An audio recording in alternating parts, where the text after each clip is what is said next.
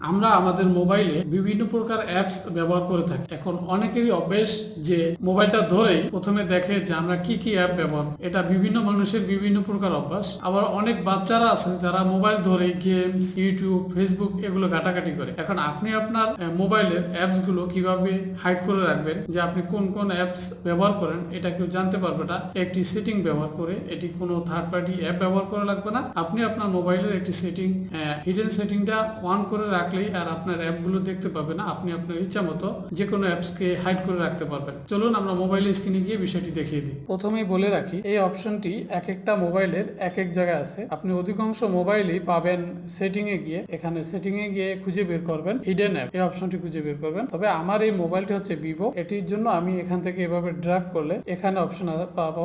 দেখেন এই যে উপরে দেখতে পাচ্ছেন অ্যাপ লক, এখানে ক্লিক করব। ক্লিক করার পরে এখানে পাসওয়ার্ড চাইবে। আমার যে পাসওয়ার্ড দেওয়া আছে আমি সেটা এখান থেকে ওপেন করব। ওপেন করার পরে এখানে দেখতে পাচ্ছেন ভিউ হিডেন অ্যাপস। আমি দেখেন আমার ফেসবুকটাকে এখানে হাইড করে রেখেছি। এখন যদি আমি অন্য কোনো অ্যাপ হাইড করতে যাই, আমি আবারও এখানে যাব। আমি এখান থেকে হাইড অ্যাপ এখানে ক্লিক করব। ক্লিক করার পরে এখান থেকে কোন অ্যাপটা আমি হাইড করতে চাই সেই অ্যাপের উপরে আমি এটাকে অন করে দেব। যেমন এই আমি আমার মেসেঞ্জারটা হাইড করব, আমি এখানে কনফার্ম করে দেব। তাহলে আমার এই মেসেঞ্জারটা এখন আর কেউ খুঁজে পাবে না। এখন আমি যদি আবার এগুলোকে চাই যে না আমি আর এগুলো হাইড করে রাখবো না, তাহলে এখানে আমার যে কাজটা করতে হবে, হাইড অ্যাপে যেতে হবে। গিয়ে এখান থেকে যেগুলো অন করা আছে সেগুলোকে আমরা অফ করে দিব। তাহলে এগুলো আগের মতন হয়ে যাবে, অ্যাভেলেবেল সবাই পাবে, আমার মোবাইলে ঢুকলেই পাবে। আর যদি আমি এগুলো এখান থেকে অন করে দেই তাহলে আর কেউ পাবে না। আশা করি আপনারা বুঝতে পেরেছেন। যদি বুঝতে পারেন অবশ্যই ভিডিওতে লাইক দিয়ে ভিডিওটি আপনার বন্ধুদের সাথে শেয়ার করবেন।